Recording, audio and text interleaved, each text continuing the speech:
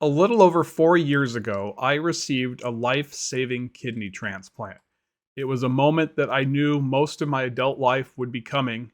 I just didn't know when. I knew it would probably be around the age of 40 based on the experience of other family members, but right at the age of 39, my time had come. Fortunately, there was a kidney available for me when I needed it, but not everyone is so lucky. In fact, the current statistics here in the United States find more than 90,000 Americans are waiting for a kidney right now. That is a large portion of the more than 100,000 Americans waiting for some type of solid organ donation that will save their life. I had a genetic condition called polycystic kidney disease. It was a disease that I inherited from my mother, and all of her siblings had that disease. Autosomal dominant polycystic kidney disease, or ADPKD, is the most common kidney disease in the United States today. Roughly 200,000 Americans are diagnosed with it right now. Polycystic kidney disease causes cysts to grow on and in the kidney, affecting its function. Over time, the cysts become so big the kidney itself largely shuts down. I was told there was not a whole lot of kidney left by the time my new kidney arrived. My kidney transplant in 2021 was really the first time that I had any kind of surgery. In fact, it was the first time I ever stayed in a hospital. This was all somewhat new to me. I grew up not really liking medical stuff. I was scared of needles. I didn't get shots. And when the time came that I became sick enough that it required monitoring regularly, all those fears had to go away. When your kidney function begins to decline, the biggest problem is fatigue. You feel tired. In fact, months before my transplant, I was meeting with friends in a outdoor, socially distant situation because we were at the height of the pandemic. And I realized I was falling asleep and I didn't feel like being there. And that wasn't like me. I love my friends and I love spending time with them whenever we can. So not wanting to do that was very weird for me. So I went to the doctor and they rechecked my kidney levels, and it turned out I had reached failure status. My kidney function was so low that it was time to put me on the organ transplant waiting list. The cysts were growing throughout my 20s and 30s, and not only affecting my energy level, but it was affecting my physicality. See, when these cysts grow, they cause the kidneys to get incredibly large. And I'll show you some pictures later, and I'll warn you, if you don't like seeing medical stuff and gross, bloody stuff, I'll give you a warning before I show those.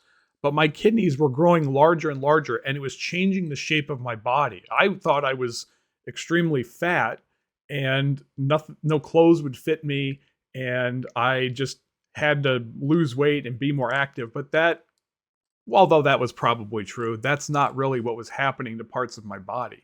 And not only was it making me grow in size in my chest, but it was also moving all of my organs.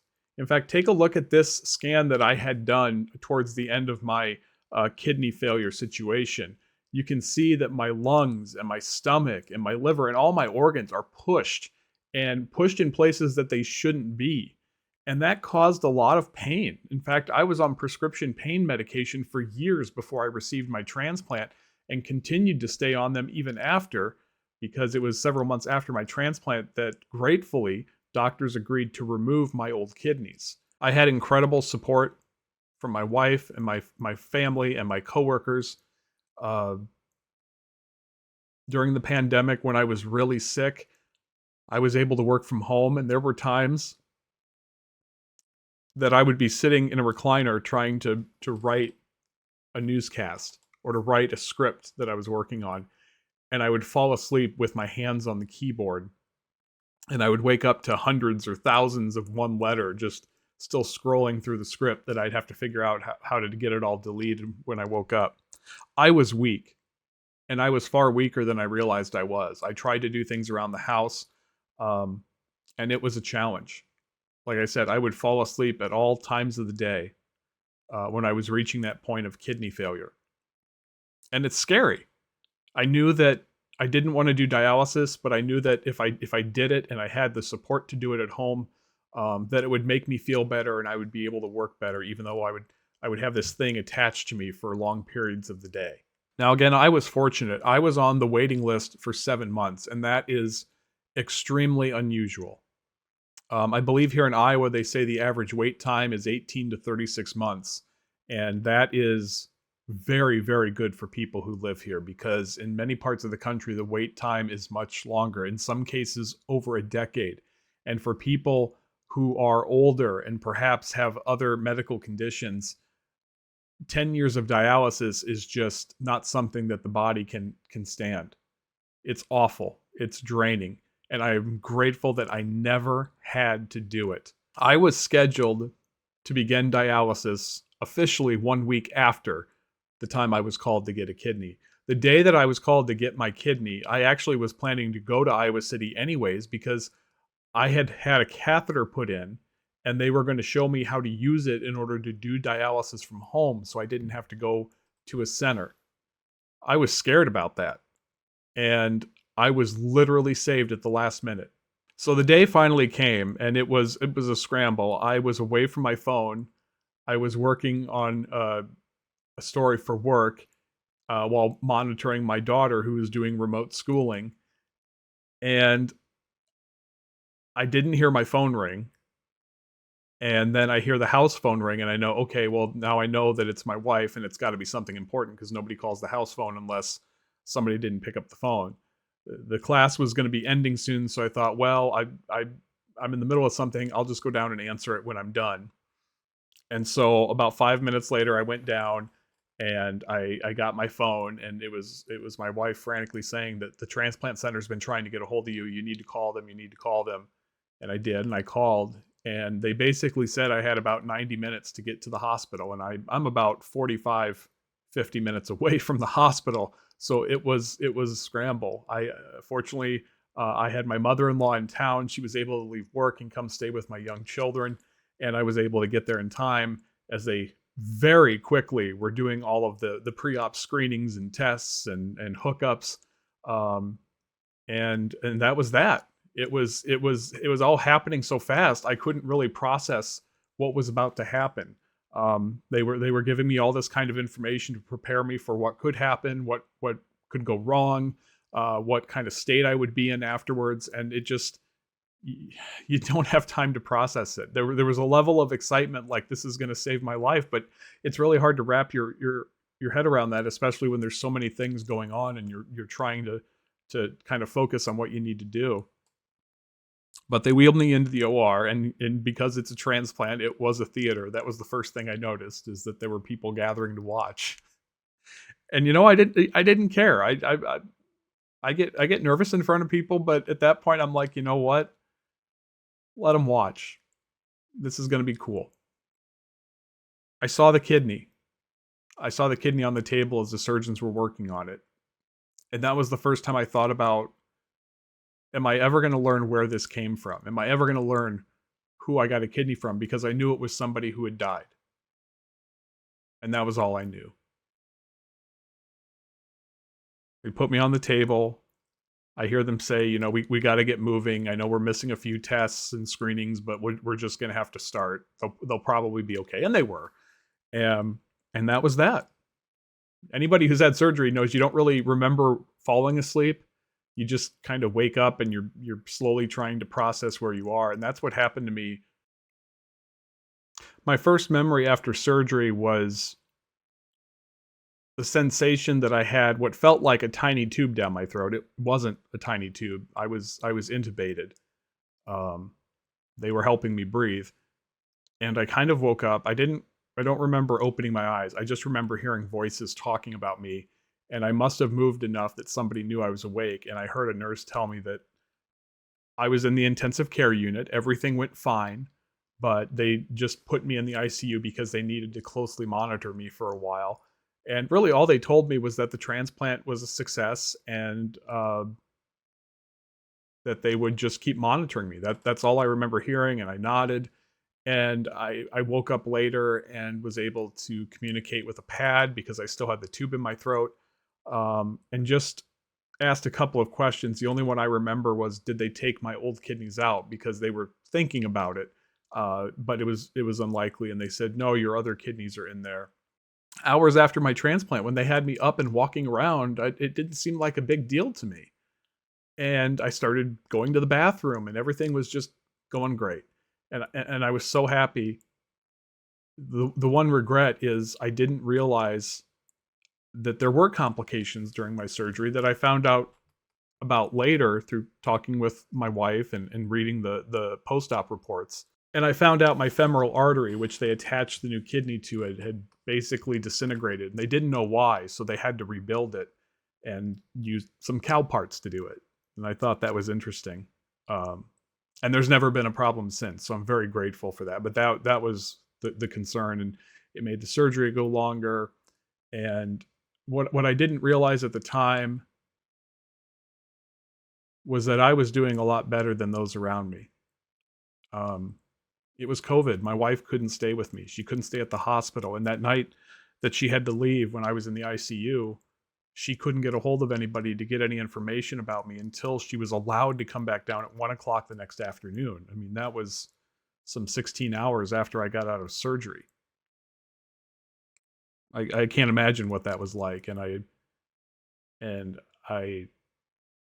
can't imagine what it was like for everybody during the pandemic that were forced to stay away from loved ones that were in critical condition in one way or the other. The drugs they had me on really messed me up, and I would have these vivid nightmares about tubes and stuff, and I would wake up and I would have ripped IVs out of my own arms, and they were bleeding and bleeding, and I would have to call somebody, and I'm trying to put pressure on it as they're trying to come in, and they're trying to put the IV tube back in. And it was the drugs that they put you on are just awful. I was in the hospital for I think 4 or 5 days, and I went home. I was in a lot of pain. I was struggling at that point to really function, and I was getting used to the new world order of having tubes out of me that were draining me and taking an enormous amount of pills throughout the day. Um, and all I remember about that was the pain. And I, having been on pain meds for so long, didn't want to complain too much about it because I was afraid of all the talks of opiates and all that. And I probably should have. I thought it would just start going away because it was post-op pain, and it didn't. And I was very grateful about 2 weeks later when my transplant surgeon said, we have to give him stronger stuff. He has already been on pain medication for so long. This isn't going to help him. And it really changed things. And I was able to really feel relaxed and recover. And I'm very grateful for that. Dr. Axelrod, who I believe is in Cleveland now. A few months later, after returning to work for a short while, I left again because I wanted to get my old kidneys out, and my transplant surgeon was kind enough to agree to do that, and it really changed my quality of life. Getting those massive things, and I'm going to warn you. Here they come. In 3, 2, 1.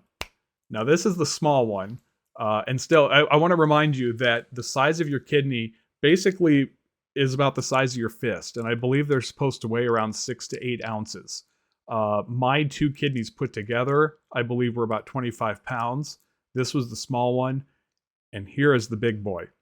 There is nothing that you see in this picture that looks like a kidney. It's just cysts everywhere. I've had friends say that when they first looked at this, they thought it was some kind of horrible casserole or something, and I guess that kind of makes sense. But I just wanted you to see the immense amount of kidney that was in me and how that really impacted my life. Later, I had other surgeries. The transplant had caused a hernia, which is very common.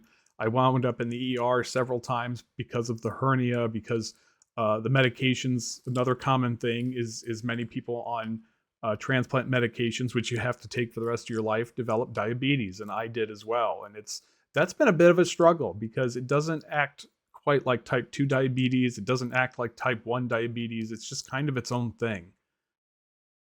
So because of all the post-transplant complications and other challenges that I had, I never tried to reach out to my donor family. I had no idea who it was.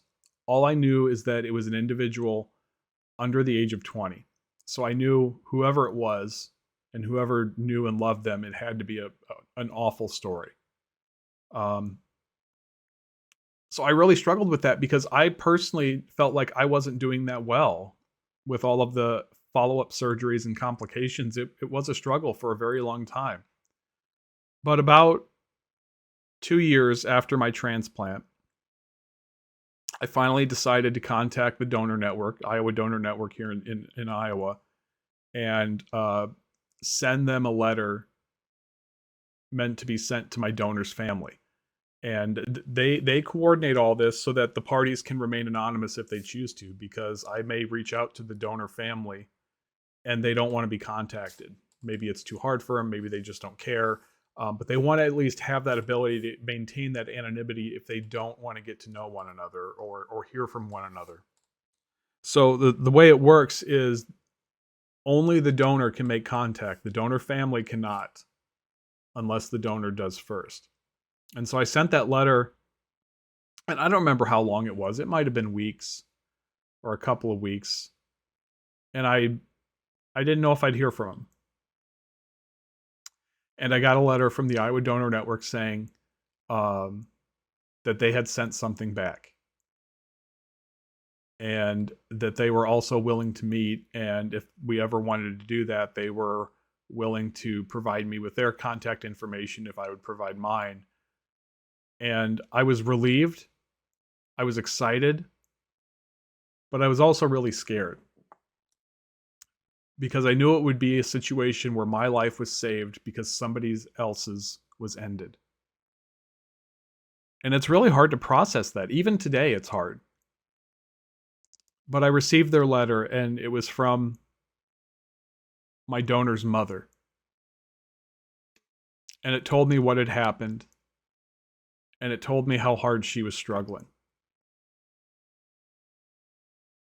And it's hard to avoid that feeling of guilt that maybe this wasn't fair. Maybe it shouldn't have happened.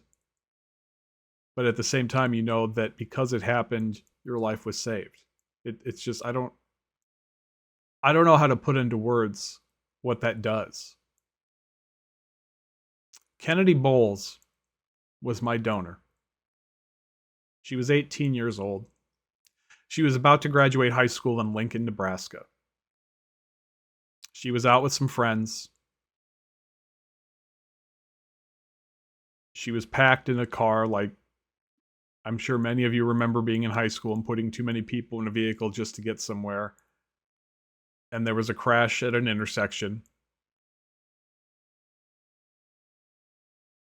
And she died. She was the only one in the crash that died.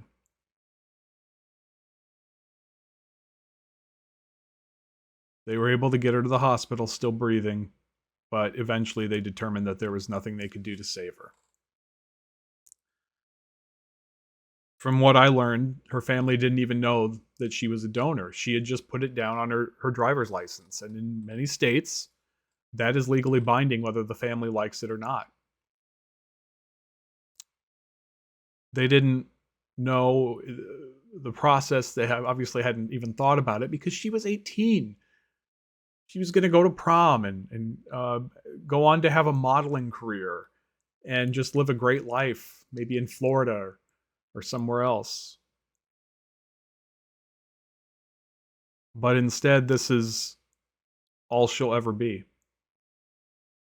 Pictures of a person that will never age.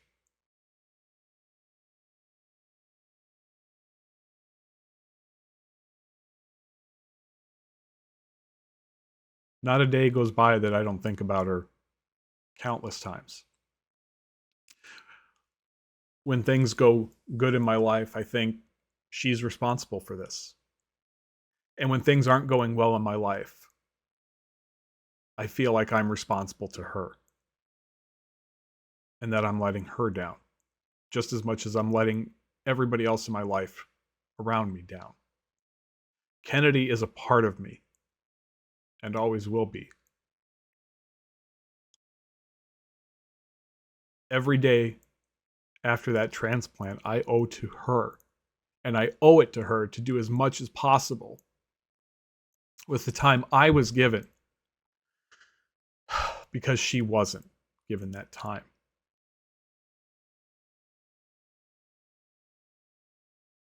I'll never know her.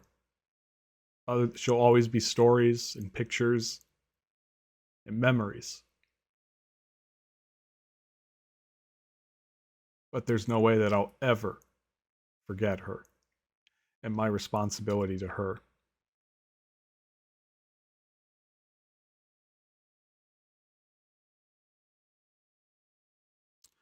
Some time passed after the letter.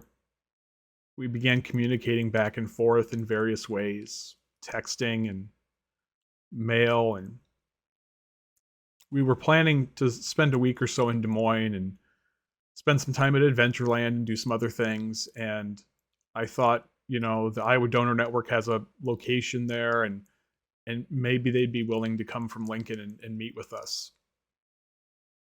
And they did. Kennedy's mom told me that she had made contact with the man who received Kennedy's heart and the woman who received her other kidney and her pancreas. And they both lived in the Des Moines area. And wouldn't it be great if we all got together and met each other? And I thought that would be such a neat idea because I would get to meet some of the other people whose lives were extended because of Kennedy. So in August of 2024, we all gathered at the Iowa Donor Network, and at first we met the other donor recipients.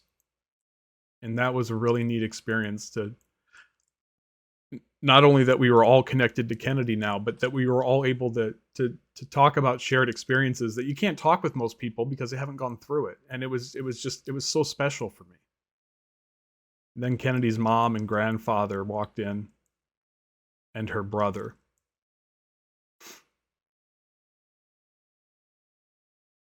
And when she came over to hug me, or I came over to hug her, I don't remember. That's when it hit. That's just when the instant tears started. And we hugged for a long time, and all I could say was thank you. I want all of you guys to know how much closure this gives me in an otherwise absolutely horrible world. It's amazing. I don't know any of you yet, but I can't wait to meet you all. Kennedy's life was not wasted. Absolutely not. I'm sorry. No. You're okay. We laughed, we cried, we shared stories about our lives. She shared stories about Kennedy's. And even though it's hard to hear, I'm always grateful that she shares with me how much she still struggles today. The lives Kennedy saved doesn't make up for the loss of hers. And I think it's important to remember that. I think it's important to remember that something beautiful and unique was lost, no matter how many lives it saved. I know Kennedy's family make sure that doesn't happen. They hold events in her honor. They petitioned the local city government to change the intersection to make it safer. And this past summer, we traveled to Lincoln to meet with them in their home and see where she died and see where she's laid to rest.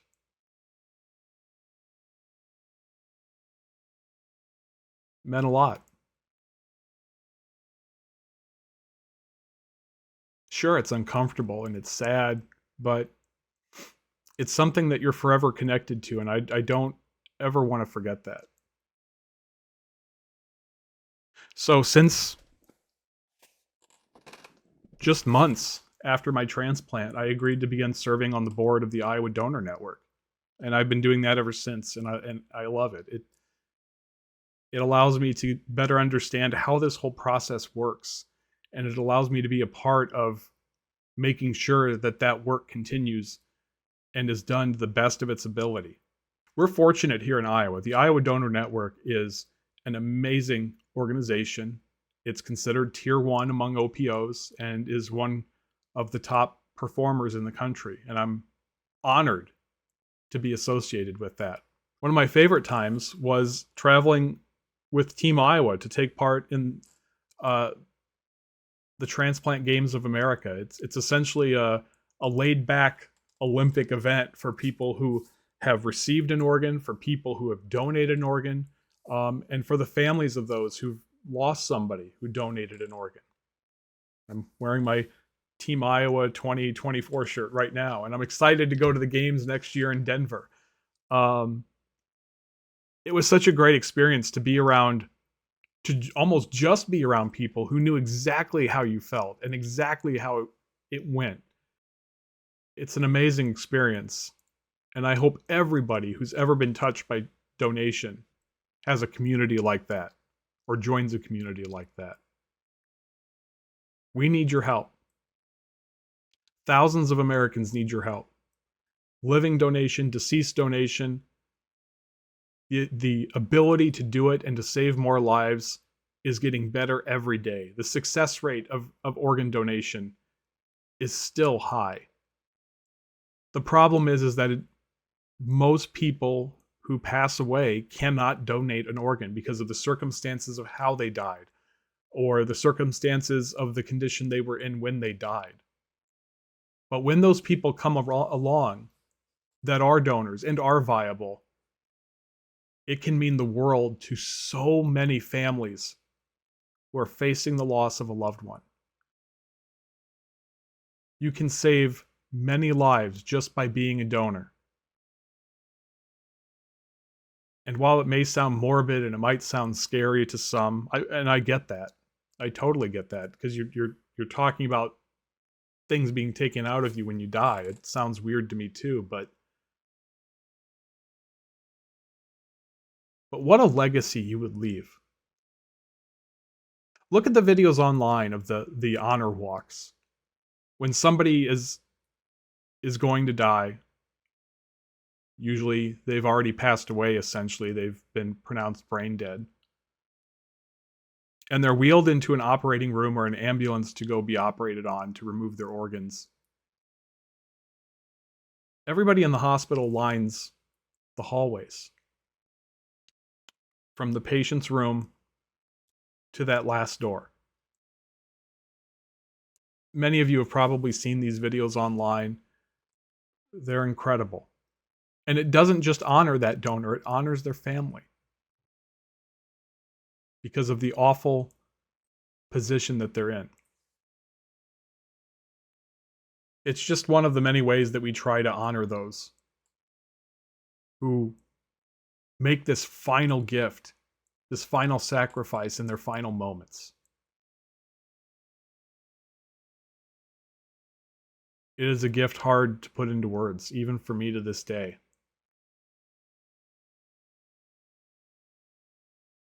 But as hard as it's been sometimes, I'm grateful to have gone through the experience. One of my daughters was recently diagnosed with polycystic kidney disease. And I don't worry, because I've gone through the process and I know how it works, and I know that she's a long ways away from that. And unlike when I went through it, there's already new medications that she can take that can slow the progress and perhaps maybe not even make it a problem in her life at all, if we're lucky.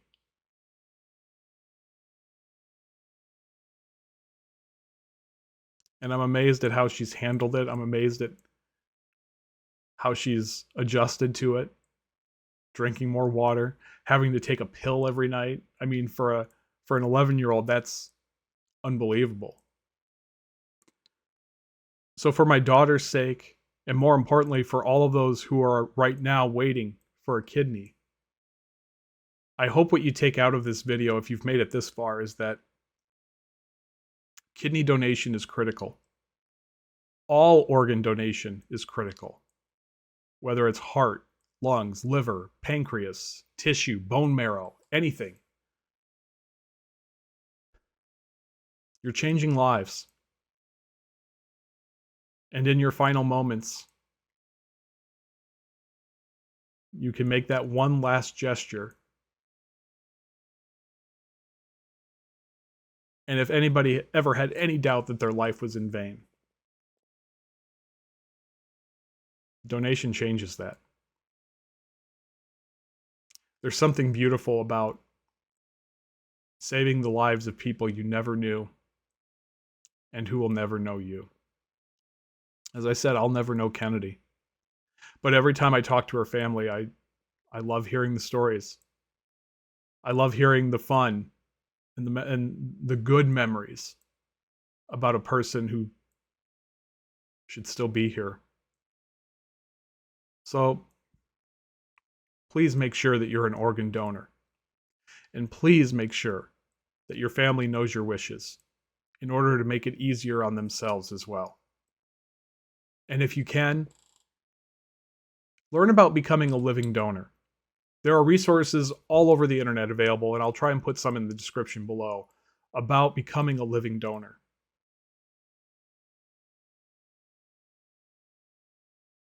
It's a gift that cannot be measured in dollars. It's a gift that